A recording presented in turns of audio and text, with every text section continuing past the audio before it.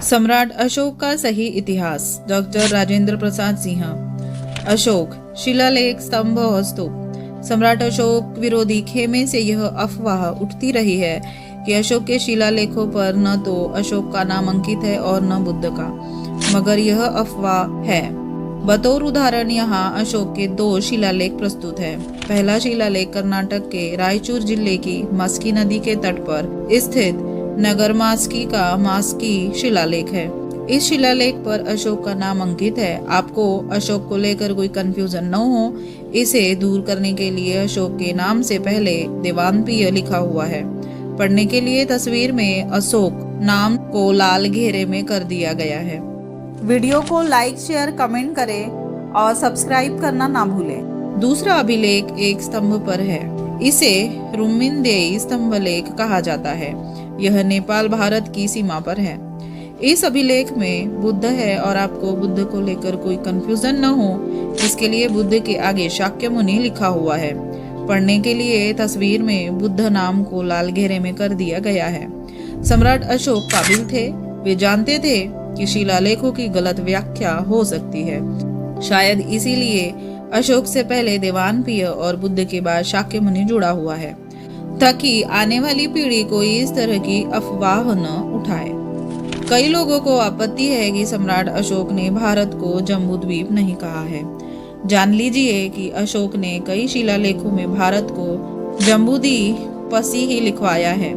रूपनाथ, सासाराम, बसहा, गुजर्रा, गवीमठ, मास्की, वैराट, ब्रह्मगिरी, सिद्धपुर आदि सभी लघु शिलालेखों में भारत के लिए जम्बूद्वीपसी लिखा है। जम्बूद्वीपसी लिखा हुआ 2 उदाहरण यहाँ प्रस्तुत किए जा रहे हैं।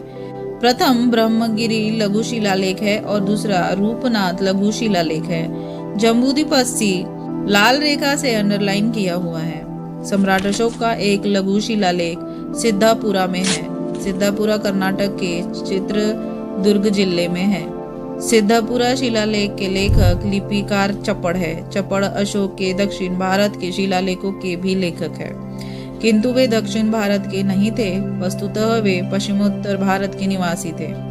कहा जाता है कि लेखक जहाँ कहीं का भी होता है, उसकी भाषा और लिपि पर कहीं न कहीं उसकी मातृभाषा और लिपि की छाप होती है। सिद्धापुरा शिलालेख पूरी तरह से ब्राह्मी लिपि में लिखित है, मगर अंत में चपड़ ने लिपिकार को खरोष्टी लिपि में लिख दिए हैं, दाएं से बाएं की ओर। खरोष्टी का प्रचलन भारत के पश्चिमोत्तर में गांधार क्षेत्र में था। तक्षशिला उसकी गतिविधियों का बड़ा केंद्र था। कोई शक नहीं कि चपड़ का यह खरोष्टी प्रेम उन्हें तक्षशिला की ओर खींच ले जाता है। वही तक्षशिला जिसे चाणक्य से जोड़ा जाता है। लाल घेरे में 9 अक्षर है, बुद्धसी, धम्मसी, संगसी। यही अशोक का भाब्रू लघु शिलालेख है। सम्राट अशोक की आस्था बुद्ध, धम्म और संघ में थी। मौखिक रूप से कोई चाहे जितनी भी डींग हाँक ले, पुरातात्विक दृष्टिकोण से भारत की सबसे प्राचीन किताबें बौद्ध साहित्य की है, ये मानना होगा। कारण कि इसके सबूत पत्थरों पर लिखित है। अशोक के कलकत्ता बैराट शिलालेख पर 7 सूत्रों का नाम लिखा है। वे है विनय समुकस, अलियवसानी, अनागत भयानी, मुनिगाथा, मोनेय सुत्ते, उपतीस पसीने और लागुलो वादे। ये 7 सूत्र बौद्ध साहित्य की है। अभी तक जितनी किताबों को सबसे प्राचीन होने का दावा किया गया है, उसके सबसे अधिक प्राचीन होने के पुरातात्विक सबूत नहीं मिलते हैं। यह शिलालेख पहले राजस्थान के बैराट में था, लेकिन अब इंडियन म्यूजियम कलकत्ता में है। 7 सूत्रों के नाम को लाल से नीचे रेखांकित कर दिया गया है। आप भी पढ़ सकते हैं। बुद्ध के वचनों का सर्वाधिक प्रामाणिक संकलन सम्राट अशोक के अपने अभिलेखों में कराया है। अशोक के शिलालेखों का लेखन काल बुद्ध काल के सर्वाधिक निकट है। इसमें मिलावट की संभावना कम है, इसलिए भी कम है कि ये पत्थरों पर लिखे गए हैं। यह भी कि पुरातात्विक दृष्टिकोण से भारत में पहला अनुवाद अशोक द्वारा ही कराए मिलते हैं। लिप्यंतरण के भी नमूने अशोक के अभिलेखों में ही मिलते हैं। अशोक के धम्म का अनुवाद रिलीजन करना भाषा के दृष्टिकोण से गलत है। खुद अशोक ने धम्म का अनुवाद ग्रीक में कराया है। यह अनुवाद उसके द्विभाषीय कंधार शिलालेख पर अंकित है। उसने धम्म का अनुवाद ग्रीक में यूसेबेइया कराया है, जबकि ग्रीक में रिलीजन को थ्रिस्किया कहा जाता है। रिलीजन में ईश्वर या देवताओं के अस्तित्व में विश्वास जरूरी होता है, जबकि धम्म या यूसेबेइया में यह जरूरी नहीं है। किसी ने लिखा कि जब संस्कृत भाषी चाणक्य मौर्य राजाओं से संवाद नहीं करता था, तब यूनानी भाषी मेगास्थनीज कैसे करता था। भाई अशोक ने ब्राह्मी, खरोष्टी, अरामाई और यूनानी चारों में अपना अभिलेख लिखवाया है। आरामाई और यूनानी में उसका द्विभाषीय राजा देश भी है। मौर्यों के दरबार में सभी के दुभाषीय थे, यूनानी के भी। संस्कृत के दुभाषीय नहीं थे, संस्कृत थी ही नहीं।